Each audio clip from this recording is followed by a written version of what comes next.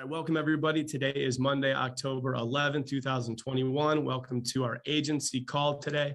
Super excited to have our guest, John Gavin, on. He is the secret assassin, has built a massive business under the radar. Most of you probably don't even know who he is, but he is in a really good position, has built a massive business and is doing big things. So without further ado, let's jump into our weekly recognition. Congratulations to our 61 agents that wrote a ton of business, 271,948, 210 total applications. Number one submitting producer for the week, Steve, the Italian Stallion Giordano. Looks like you had a wonderful weekend celebrating your son's first birthday. Wild one. That looked great. Congratulations, 33,964. Chris Wasserman, number two at 14,785. Tierra Brown, 11,504. Jennifer Hayes, big week.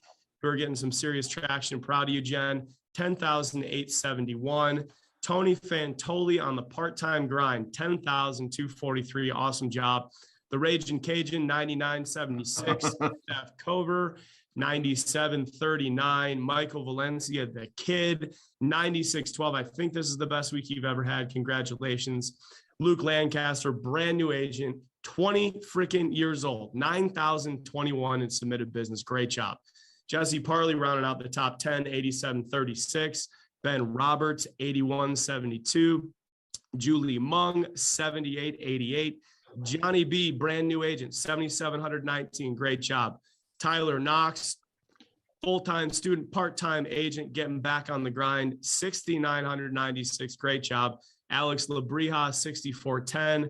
Troy Wedby, great to see you have this big week, man. I think this is the best week you've ever had. Slinging those Moo IULs like they're candy, 6,091. Mark T, 5,840. Myrna C, 5,539. Gerardo G on your birthday week, 4,721. Great job, buddy. And number 20, Eddie Anderson, Mr. Consistent over here, 4,194. Great job. Moving into monthly recognition, 5-week month, we did 1.8 million, we'll call it. Great job, guys. Number one producer in all of FFL and FFL Apex, the Italian Stallion. Big month, Steve, 136,378. Thanks for leading the way, as you always do. Chris Wasserman, 42,656. Mario Guajardo, I think this is your best month ever. Great job, buddy. 41,353. The Raging Cajun, number 4, 34,869. Sterling, I know this is your best month. Lee Harrison, 33,441. Great to see it. Steph Cover, 32,822. Orlando, no pain, no gain, 30,436. Julie Mung, 27,368. Cedric the Kangaroo Hartman, 27,083. And Jesse Parley coming into that 10 spot, 26,662. Congratulations to Steve, number one agency within Apex, 582,141. Great job. Special congratulations to Chris Wasserman, newly minted senior vice president with FFL Telos, 302,503. Jesse Parley, 147 with Avenues. Alex Labrija with FFL Third Coast, 147. Same, man, that's crazy. And then Steph Cover, so close. Next month is going to be your month for VP, 139,035. Congratulations to 171 agents that issue paid business. October is historically our biggest month, so let's kill it this month. Without further ado, we'll jump into the interview with none other than John Gavin, FFL North. They call him the King of the North, but he's a little bigger than Jon Snow. Let's get into this here. So, dude, but you do read that leaderboard like Sports Center. That's awesome. I love John, that. I appreciate you jumping on with the short notice, and I know you're super busy. I wanted to make sure that I could get you on here. We've got a great relationship. You've mentored me for the last almost year and a half, and so appreciative of that. So let's jump into your history here. How many years you've been with FFL and what you did before you got into the insurance business? Sure. So I don't know if this is sad or exciting, but I've been here from the beginning. I mean, my Americo agent is less than 50. So I was one of the first guys here. Yeah. Prior to this, I had spent about 11 years in the mortgage business. Just like a lot of people, like Mark Mead and a bunch of us were there, and did really well. You know, I'd never worried about money. In a mortgage business, you can just dial it up and work a month and make enough to live off for 6. But And that lifestyle was kind of weird because you were surrounded by people that made a lot of money really easily and nobody developed any work ethic. So we, I made, 300,000 a year going into 2007, 2008-ish, and then the whole market fell apart. And when you're making money easily like that, and you're surrounded by people that don't have work ethic, I took it for granted. And I never thought that that was going to end. And so I was always swinging for the fences. Anybody came to me with any kind of business deal, even if they had no business background whatsoever, I bought into it. I at one time owned a record store in Southern California, which I got 9 t-shirts out of. It was the only return I've got out of it. Big bought win. into a tooth whitening company with some other friends that had no business running tooth whitening companies, and just stupid stuff. And the whole thing fell apart on me. And I literally, when I thought I was going to be retiring, I went flat broke. And Crazy. yeah, so I was looking It's similar to a lot of people. Insurance is never been their first career. It's you kind of fall into, but it's not a bad career to fall into, Right. So I was flat broke, literally lost everything I had because I had no backup money because I was putting it into dumb businesses, and a lifestyle that if I made 300, I lived like I made 310, just kind of living to the end of my means. And the whole thing fell apart, went flat broke, went through a divorce, and had to reinvent myself. And looking for a job in a job market that was the worst job market since the Great Depression of 1933 was tough. Especially when your industry caused the recession. Nobody wanted to hire you. And I saw an ad, and it was Craigslist, and it was for an insurance company. And go figure, Sean's always told us that our industry is recession proof. Well, I'm proof of it because in a real recession is the only people that we're hiring was insurance companies. So got my insurance company, or got my insurance license, worked for a practice group for a year. And you worked with Matt Smith, right? I did. Yep. Yeah. So I worked with Matt. Thankfully, I was mentored by one of the best of all time. And I picked up on, before I was surrounded by people with no work ethic, then I was linked to somebody with the greatest work ethic known to mankind, and so it was quite a change for me, but it changed for the better, why don't you work every day was the first question he asked me. And yeah. I'm like, well, because there's things to do, like football games I had to go to and all this other stuff. And he's like, but you're broke. That option's off the table now. You're broke. And so when I came to Family First Life, the practice company was rough because it started low comp. We had to pay for training, pay for all these other things. And I went into that company broke. I somehow left more broke. Like a month before Family First Life started, I literally was at a plasma bank selling my plasma to feed my kids. Had no money. Crazy. Yeah. Crazy. And then so Sean came up with this deal and said to us that he's tired of the agents being taken advantage of. He's tired of the owner of the IMO making all the money and just giving a little bit to the agents just to survive off of. And he's going to flip it upside down. I remember to this day, he said, I want to build an army of the most profitable agents in America. And it's crazy that 8.5 years later, that's exactly what he did. And literally spoke that into existence. It's unbelievable. December 2013 was the first time I heard those words from him, and we had one carrier and we had no leads. And in the first 6 weeks, I had $17,000 deposited into my account, and wow. I knew it was for real. Yeah. So when you were in the field, I'm going to talk about building here in a second, but yeah. It's funny because when people talk about the original guys, right? They talk about Mark Mead going out and kicking down doors and writing a bunch of business, Matt setting the records that he did, Andrew and Paul doing their thing. Your name doesn't come up as much, but you were a top producer in the company. You wrote a lot of business. What was your best year in production when you were selling? Well, it's embarrassing now because we didn't put those numbers up. I was always number 15. Every year that ended, I was number 15 for the year. But my best year was actually 395. So you wrote a lot of business. And then and what I know about you, and I think why Sean connected us in the beginning, was you gave up on building. You fell in love with building. You wrote business, got sick and tired of the nonsense, and the process was exhausting. And then you started to figure it out. Yeah. And you started to do, now your team did what in October? I know you weren't happy with it. It was just over 1.5. 1.5, big business, right? What did it look like in the beginning when you started to build, and how did you allocate your time?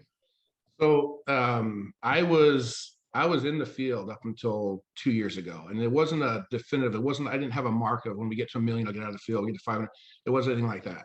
I was selling And I knew it was time for me to get out of the field when I was in an appointment and my phone rang 12 times, and those were agents needing help. But prior to that, we didn't have the name that we have now. We didn't have the name as the highest paying IMO. We didn't have the Glassdoor rating that we have now. We definitely did not have the lead system. So hiring was a little bit tougher before, because you would hire somebody and then it's like, oh dear God, what are we gonna do for leads for them? We don't have enough leads for us. We're gonna do for leads for them. And so that was a big problem, is when you found somebody trying to get leads in their hands, because we didn't have the internet leads. We didn't have Facebook leads back then. So what I would do is, when we had BPLs open up, no matter where they were, I would lock them down. Like, I live in Washington, basically South Alaska. And I had BPLs in Arkansas. I had BPLs in Ohio and Colorado, and I didn't have agents there. So what I would do, I went to Colorado and Ohio. I never went to Arkansas. I just kept trying to find agents in Arkansas. But I would fly out every other weekend to those different places and go run business there, because I had the leads there. I just didn't have the agents. And then I would try and recruit while I was there. And so it was just a lot more legwork at the time to get the, you know, the volume that we have now. But everything changed. I kept hiring, and then, I would hire one person at a time and focus on that one person, almost like planting a tree, but expecting a forest. You have that one tree and you keep watering it and keep watering it, keep watering it.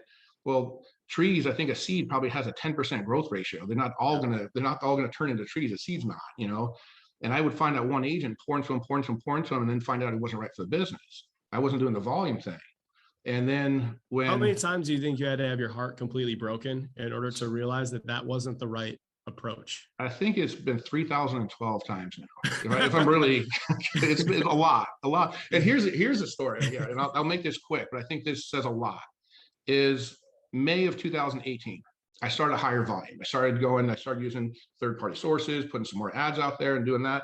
And I hired 2 people at the same time with the same name, both named Brad, right?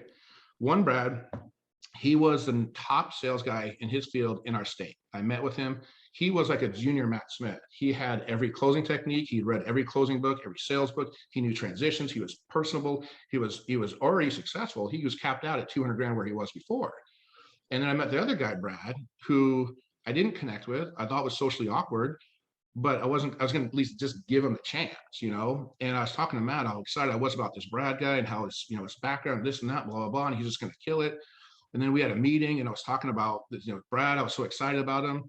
And then the other Brad, the socially awkward one, stood up and waved his hand to everybody to say hello. And I'm like, I was actually talking about him, but I have hope for you as well too, And then fast forward 3 years later, the Brad that I had all the hope for, I actually don't even know his last name, because he never did anything, because he got punched in the mouth once and he never got up. The other guy's Brad Allen. And Brad Allen issued over $1 million last year. He does over 110,000 every month this year. And it's crazy how you just don't know who's going to be successful. And so what I started doing is I stopped putting my thought process of who's going to be successful. I let them show me who it's going to be. We provide the platform for everybody, and you could have this superstar sales guy from another industry, another company, another what, and they don't do anything. But it's who is going to come here, buy into our system, use our platform, and then push forward to succeed. And I know that you've struggled with having a culture, which I think every big group runs into this, where it turns from a culture of appreciation to a culture of entitlement and a gimme. And I need this, I need that. And that happens when you have Brad, we don't know his last name. Yeah. Like they're used to everything being handed. And what are you going to give me? What are you going to do for me? And then you got these guys, you just give them a shot and they're like, what can I do to help your company grow? What can I do to help my family? And absolutely. So that's a great story. I've heard that before, and it's just as good every time you tell it, because it's so true.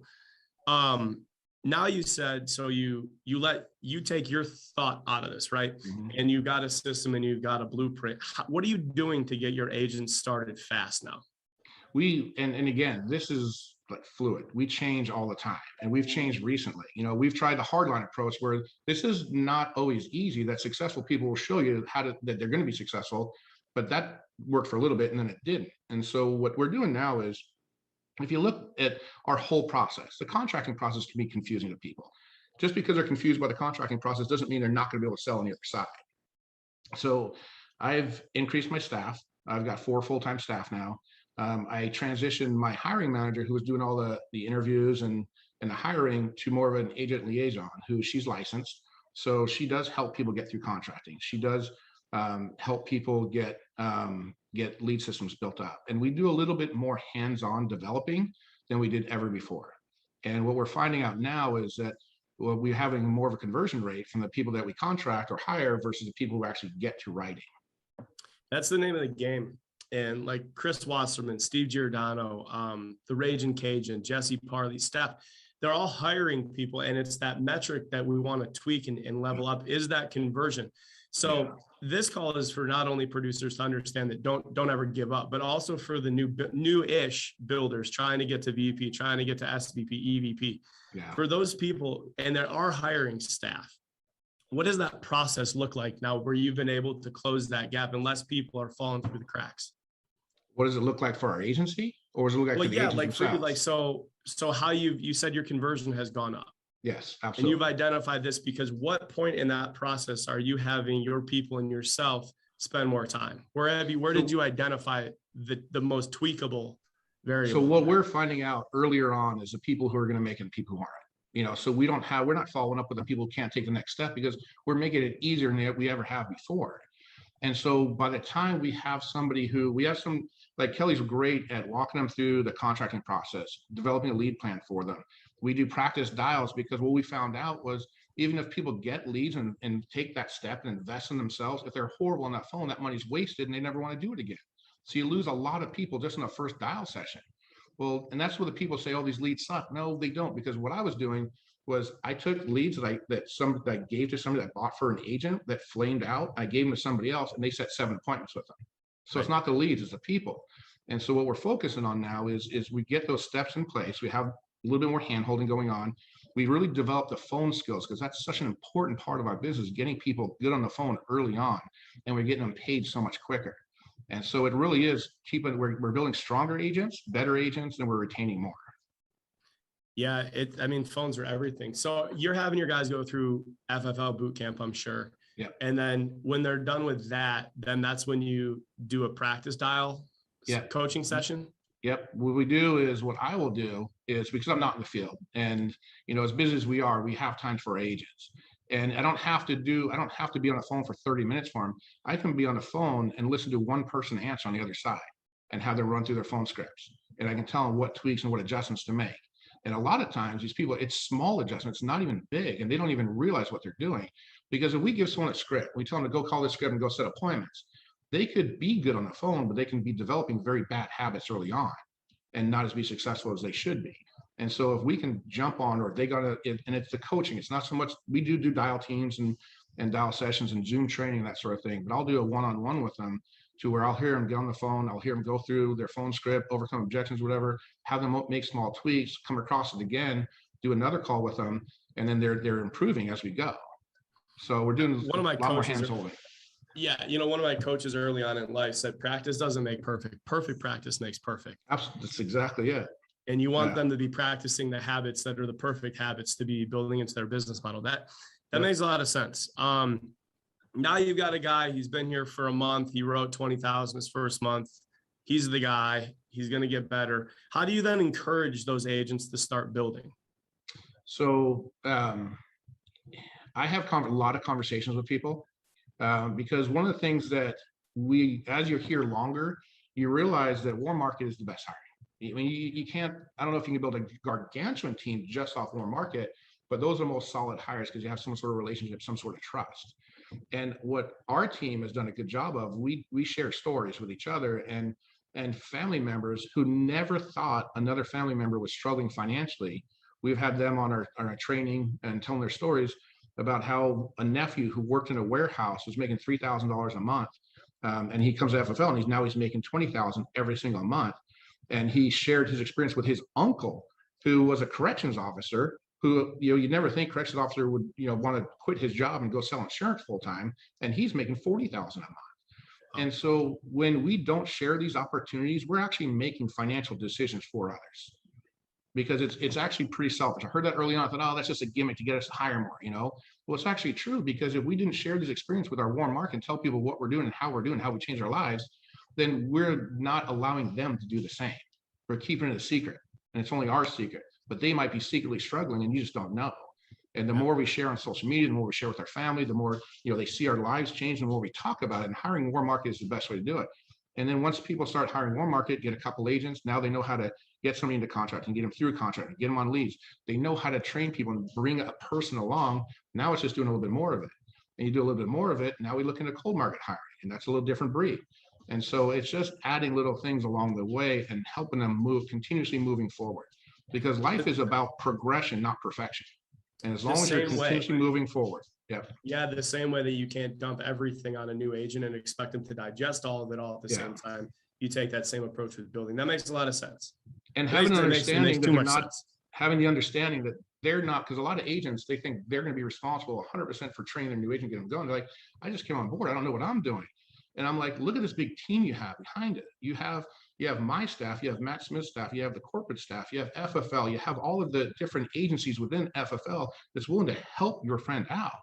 You're the smallest part of it. You're the conduit from them to us. We'll take care of them like a big family does. And just the way that you communicate that, they believe it, I'm sure. And they feel like they're part of something. Now, how do you manage the ups and downs? You were at October last year, you crushed it. Then you went into this year and some things happened, and then you had to keep a level head. At your level, sales manager to executive board member, there are ups and downs. It's never just smooth sailing. No, it's not. How do you manage that mentally? You understand that they're in this, like you said, from day one out, the first day selling out in the field to getting a sales manager, a board member, there's ups and downs all over the place here. But as long as you stay consistent with what you're doing, things are going to work out for you. The only way to lose in this business is actually to quit. And you have small things that come up when you first start. You have bigger things come up later on.